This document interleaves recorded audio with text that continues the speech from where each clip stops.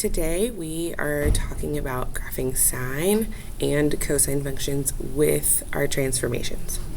And so last class we just talked about what those two graphs actually look like. And so we are first thinking about what does original cosine look like, what does original sine look like.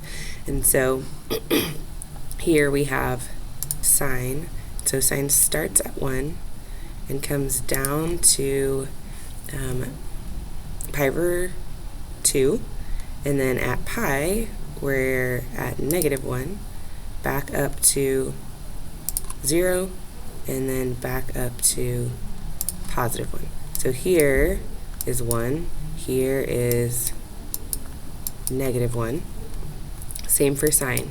We're at 1 and -1, and so for sine we start at 0, and then we go up to 1, and then we go back down to 0, and then we're down to -1, and then we're back to 0. So the shape of sine starts at 0, goes up, comes back down, goes down, comes back up. For cosine, it starts at the highest point, comes down, goes all the way to the bottom, back to the middle, and back to the top. And so these 5 points are our original situation. So anytime we're talking about sine, it's going to look like this red graph.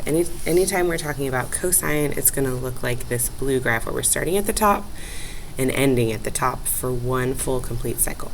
For sine, we're starting at 0, going the top half and then the bottom half, and ending back at 0. So we can't stop here because that's only the top half. We also need the bottom half. So all the way up and all the way down, and then this one's all the way down and then all the way back up.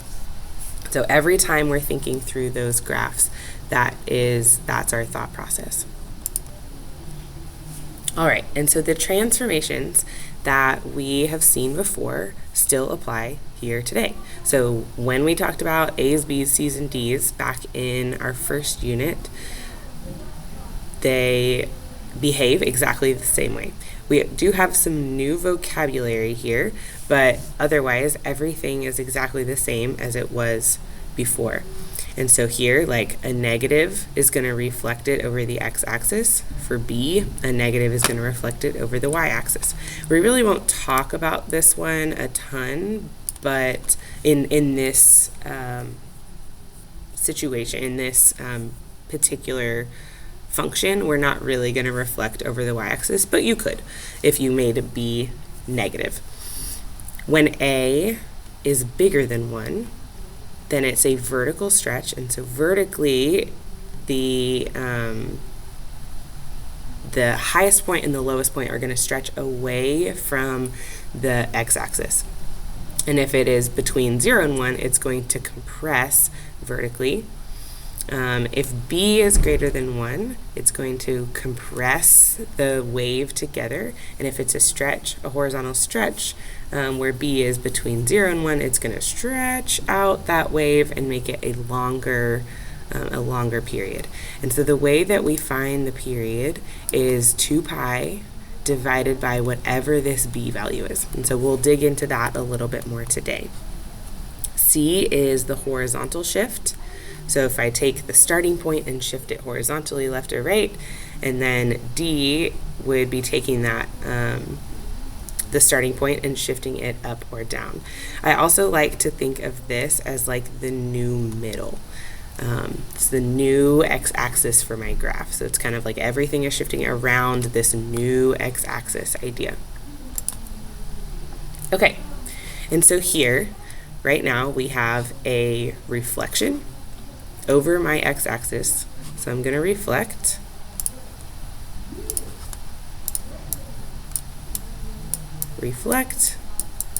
And I'm going to stretch by 3.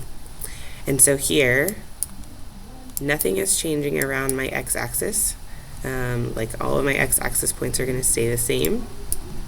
But I am now, instead of going up to +1, and -1, I'm going up to +3 and -3. And so normally cosine starts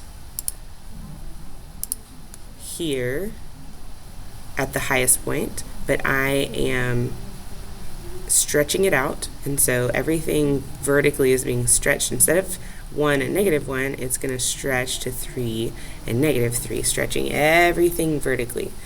And so normally cosine would be here, here, here, here, and here, but because we're reflecting everything, this point is going to go down to the bottom, and so that's my new point. This x-intercept is exactly where it was before. This bottom point is now going to be up here at +3.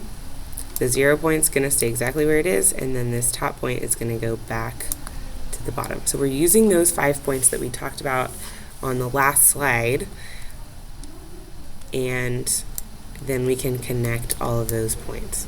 Nothing has changed with the length of the cycle or the period, and so this point here is going to be pi over 2.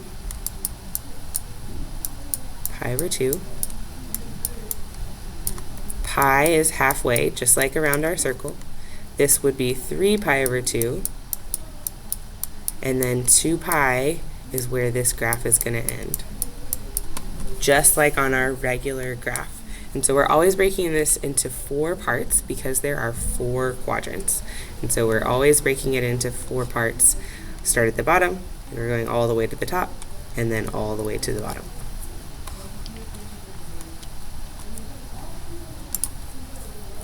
All right, for sine, this time, this is the d value, and so this is shifting up 2 spaces.